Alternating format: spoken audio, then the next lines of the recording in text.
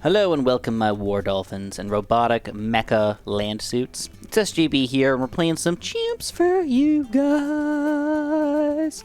So, we're going to try to do a wizard-only strategy. So what I wanted to show you guys really quickly is the power, or their lack of the wizard as a starting tower. So, if you look at the wizard, he's actually not that bad. It's just kind of like a base wizard. He's like, alright, he's like good enough. But where it gets really weird is trying to get him to get any reasonably strong upgrades right from the get-go. In fact, sometimes it's even worth it just to go for a double wizard play rather than buying a second upgrade like Fireball or Intense Magic or something like that. But even if you do manage to do something so ridiculous like getting 2 wizards to start off your day and then still end up surviving in a Chimps mode here for a little while, something inevitably always goes wrong. So there's a big problem here. If we're trying to just go solo wizards on Chimps mode with no extra benefits or anything like that, trying to afford the right wizard for the job is just almost absurd. By spending very little money on this wizard, we're already struggling to survive on around 19. Even if we get an Intense Magic, it's not going to be enough. So what I'm going to do is I'm going to say, screw it. I'm going to go all the way up to a wall of fire here on this guy, which is extremely upsetting. It's not what I want to do, but it's something that is forced upon me, thrusted into my body here. And we're going to have to make a solution to it, right? Well, let's try and see what happens. So, as we follow through round 20 and 21, things are looking pretty good. I mean, we're actually popping the Bloons. Wall of Fire is extremely OP, so it's like no issues on that note, bro. It's not the greatest spot ever, I'll admit it. You know, we'd be better off the Wall of Fire over here or something like that, but like we're still surviving reasonably. Woo! Not good enough. Oh, wait, snipe it, snipe it, snipe it! Oh, we didn't snipe it. But here's where the problems arise. Even if we do manage to survive to round 25 with our current technology, a Wall of Fire wizard, with another wizard who's trying to become a Shimmer wizard, there's still like this crazy money issue that we've got going on here, because once I get Shimmer, I realize that I'm $3,000 away from an upgrade that I absolutely need to survive here. I cannot get purple popping power. Even if you're able to do some crazy micro and allow wizards to actually beat Monkey Lane as a starting tower, you still cannot get that purple popping power. Pretty much no matter what you do, you're not even close. You're going to get pretty much the same amount of money that I've got here. Even if I got 0 wizard action here, it's not $3,000 worth. And that means the purples will always defeat us. So even though it seems crazy to start over at round 6, this is just what we have to do. So, first of all, if you guys want to start off by pressing the like button for me, that'd be absolutely delicious. We got to make sure we micro through everything here. Literally everything. Round 6, round 7, round 8. Everything needs to be microed here just to survive with wizards. So this may seem like a silly spot for a wizard, but I've already tried here, and the big problem is you don't reach across to the other side over here. And you don't want to go for the guided magic, because even though it seems like it's going to help, it actually doesn't help that much. So what we're going to do is we're going to put our wizard here. We're going to start him off on first, and we're going to have to switch him to last fairly soon after that. In addition, we're going to go for a second wizard as soon as we possibly can, basically. Hopefully. Maybe it'll work out for us. I'm not sure I'm liking this.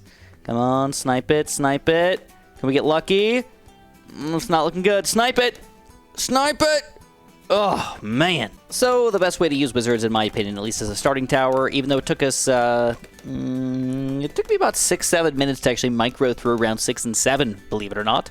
Once I got my second wizard going, it was a lot easier because he's more of a cleanup tower while this guy's doing most of the damage, and that's going to allow me to get a hero flowing fairly early on in the game, and I've decided, you know who I want to go for? Frickin' Pat, baby. Why not?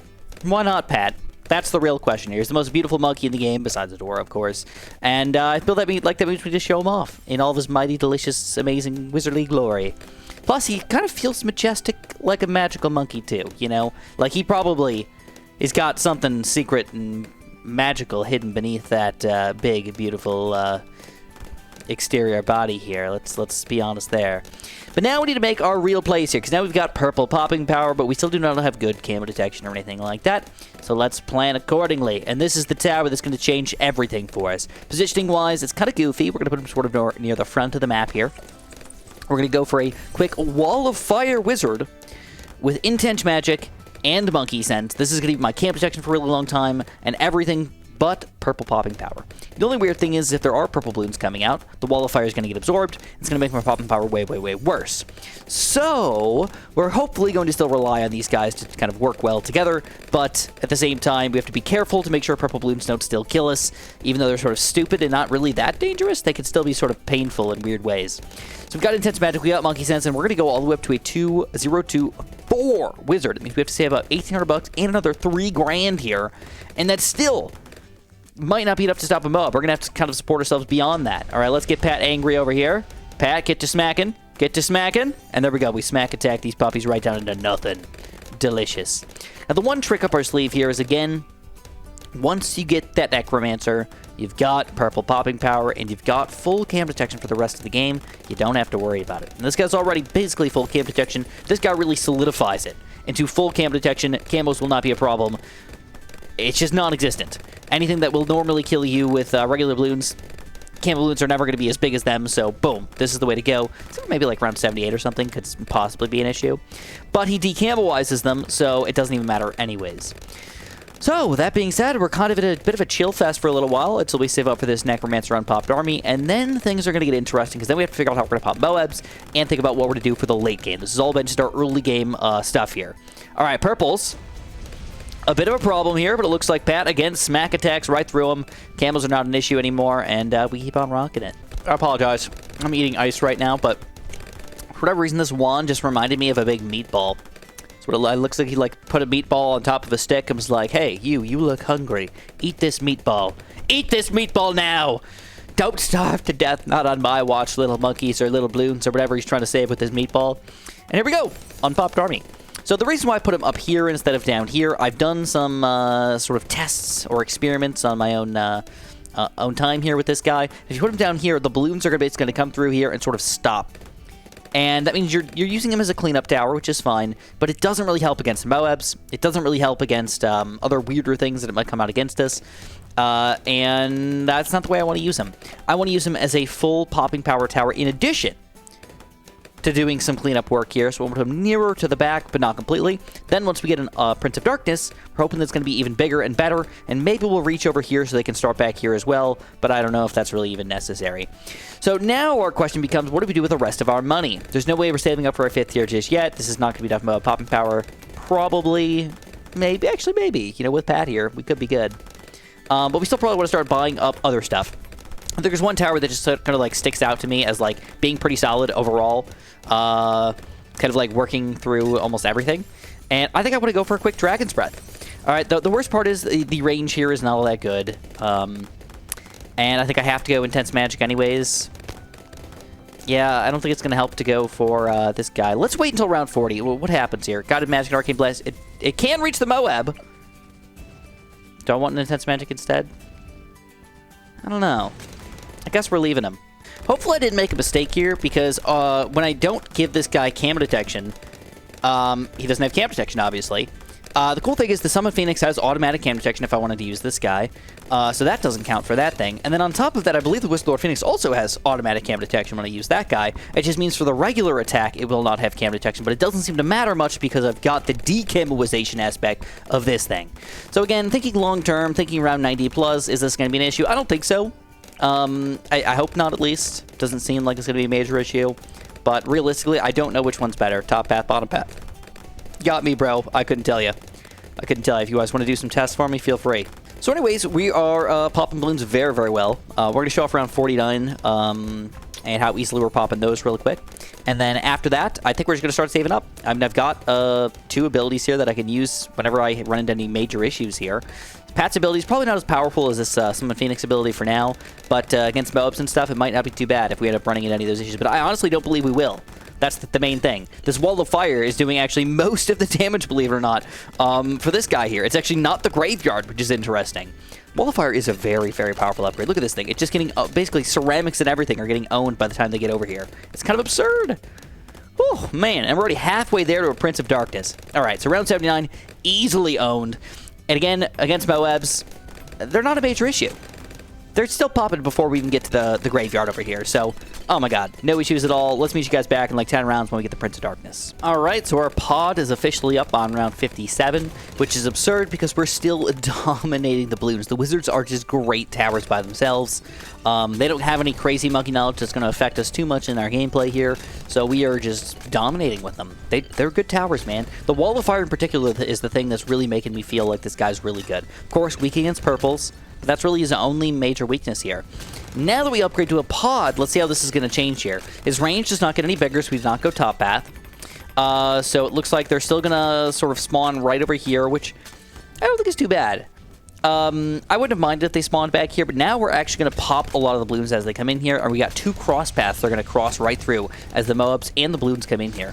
So regardless, once you get a pod, you are good for a really, really long time. Don't forget, it also has purple popping power, so even though these purples are like kind of annoying, they're not horrific or anything like that. Do destroy our Wall of Fire, but at this point, that's not the main popper anymore.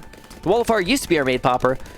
It's not. Now we've got big, deadly, oh my god, our zombie BFBs and everything on our team, so holy crap, dude. Talk about beautiful. Absolutely beautiful. Even ceramics. Walk into my wall of death. Yes. I love it. So anyway, since we're doing so freaking fantastic, we'll meet you guys back on round 80. Hot diggity dog. Dude, look at this. Look at this. Oh. Forever was an easy chimps mode. I mean, starting off, this game was ridiculous. I'm getting wizards flowing, putting them in the right spot, positioning them properly, leaving low-level upgrades just to make myself survive. All very difficult. But it's all over now. Well, at least for the mid-game. Now we move on to the late game. We've got 20 more rounds to go with beefy Bloons, super ceramics, and everything just being that much more ridiculous. The good news is we've got $50,000+ saved up now. Oh, yes. Oh my god, Chris, what are you going to do with all that money?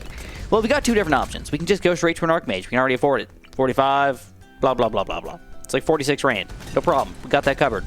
Or we can go for the bigger boy, the Wulp. Now, if you guys don't know what the Wulp is, WLP Wulp. It's called the Wizard Lord Phoenix, and it's by far one of the most powerful abilities in all of this game. All right. I don't know if that really makes sense linguistically. By far one of the most, but it really is a very, very powerful ability. I would say it's, you know, I mean, the only other one that I could think of that's like maybe as powerful is maybe the Mad ability, or maybe the anti-Bloons, just insta-kill on everything. Other than that, this thing is just really, really powerful. But it also adds in an extra new regular Phoenix attack here that's always attacking. But whenever you're feeling scared or whatever, you can say, whoop, whoop it, and you whoop these guys down and just defeat everything. He's a powerhouse. Lasts for a pretty long time here. Does a good job, but the problem is the ability cooldown is fairly long. So if you mistakenly use this thing at the wrong time or something like that, things can go really bad. It can be a little bit difficult to manage. The lucky thing here is that we've got Pat, which means that he slows down the Moabs. So we'll have more time to react against these big beefy boys and everything, and hopefully we'll just take them all down here. Now the crazy thing is we're already just still rocking through around 87 here, no issues whatsoever. You know, I'm not even sure if I need to use any of these abilities, but I will. I'm going to use these abilities every once in a while, but timing them can be mildly difficult. So I really haven't done that much explaining in this video, because I felt like everything's sort of reasonably self-explanatory. But one of the things you probably should know about is the Prince of Darkness's graveyard. If you notice, the graveyard is going to kind of change as time goes on. Basically, it slowly decays into lower and lower Bloons, and as these get lower and lower, the Bloons that actually pop out as zombie Bloons start to become weaker and or non-existent. So they're going to pop from BFBs down into Moabs, down into Moabs, down to the regular Bloons, and then blah, blah, blah, blah, blah. So you really do need to pop things inside of the range of this pod. It needs to be inside of the range here to get this graveyard going. So on weirder rounds where there's just Oh My Gods coming out, or a singles Oh My God, or something like a bad coming out, the pod loses almost all of his power, which is kind of upsetting. It's still possible to get something out of him as you get more pops and, you know, lower Bloons start to get popped over here. And since it lasts from the previous round, it does still stay reasonably effective here. But just keep in mind that some of these rounds that are super easy right now might not be super easy later on, because the pod's going to be used up or useless almost. So the bad balloon is something we're going to have to keep in mind here. Round 97 is going to be something to keep in mind here. And also for round 80, we had to watch it a little bit. But because we're sort of close to the front here, it's not as big of a deal. And we've got a lot of other towers here to sort of pop things as well. We're not relying just on our pod and our pod alone. All right. So as far as positioning goes, I think I actually don't really like this positioning. I think I'm going to go for a different wizard instead. I'm going to go for a closer to the front wizard, but something that can still reach the balloons as they're leaking through to the bottom here, just in case they do leak to the bottom here, even though this guy's not really designed to pop balloons near the bottom of the map here. And then for this guy, I'm also just randomly going to go for Intense Magic and Monkey Sense, just so he does have that automatic DDT pop power. I don't need to rely on my pod to decamelize DDTs or anything like that. So anyway, it's going very strong so far. There's a very big balloon level, but it is not an issue for us at all. Did not even need to use the Whoop, but I am going to Whoop around 95. No matter what, I'm just afraid of DDTs, dude. I'm going to Whoop the crap out of these things. All right? I don't think I'm going to use Pat's ability here. We'll save that for round 96, but we're going to Whoop fairly early here. Just get rid of any balloons that are coming out. Let the pod still clean up any balloons that are coming out as well. And round 95 becomes a breeze. Oh, yeah, baby. All right, we got 4 more rounds to go. Well, 96, 97, 98, 99, and 100. 5 more rounds to go. That include the round that we're currently on here. We're going to get the Archmage here, which is going to increase our power a bunch, and we're going to put him on strong. All right, this guy is going to be my Moab Popper. The Archmage is very good against Moab class balloons, and he's okay against regular balloons and everything, but against Super Ceramics and stuff, he does start to get kind of bad, I guess. So basically, we've got a very good Moab Popper, a decent Moab Popper, and then a super extreme cleanup Popper. And we've got all the trifecta here, everything we're going to need. So I'm going to Whoop here early on round 96, take down round 96, work it into round 97, and hopefully I can get this guy back before we go to round 98. Oh my god, I thought the game just crashed. Whew, scared the crap out of me. I just minimized for some reason. I don't know why, though. Alright, so a lot of stunnage going on from Pat over here. He's doing good, though. Doing good. Exactly what I want to see. He can stall Oh my gods and everything, which is beautiful. And look at that timing. That's why we did it early and didn't wait until round 97. Alright, so round 98. We're going to wait till these balloons get on the screen a little bit further. Yeah, okay, let's use it. But I really want to have this back for round 99. I don't need it back for round 99, but I think I'd like to have it for 99 if possible. Oh my god. Oh my god! Whew! Wizards! Chimps mode! Oh my god, is this even a problem here? Alright, so here we go. This could be... Oh man, I really want to restart now, but I can't. I can't. Alright. 99 scares the crap out of me sometimes. But I've got the pod. I mean, come on. It's a frickin' pod. Alright, let's use Pat's ability. Get him angry, get him angry. And with that angry action right there, we defeat all the balloons. And the last thing we've got to do is deal with one silly little bad. Now you're going to see this graveyard start to disappear. This is the main guy that's been popping a lot of my crap so far. And without this graveyard, things could get a little sad, a little intriguing. Because these DDTs still have to pop out over here as well. All right, Pat is just going to have to get angry early here. The Whoop. All right, we do pop the DDTs. The Whoop is back up, and the Whoop is going to save the day here, I think. So my god's getting to the back. Let's use a insta-kill on this thing. Oh, it's not even insta-kill. It just pops down to BFBs, but stalled it for a quick second in here. And it looks like, oh, yes. Look at this juicy, gooey, delicious friend right here. The Insta-Monkey Glue Gunner.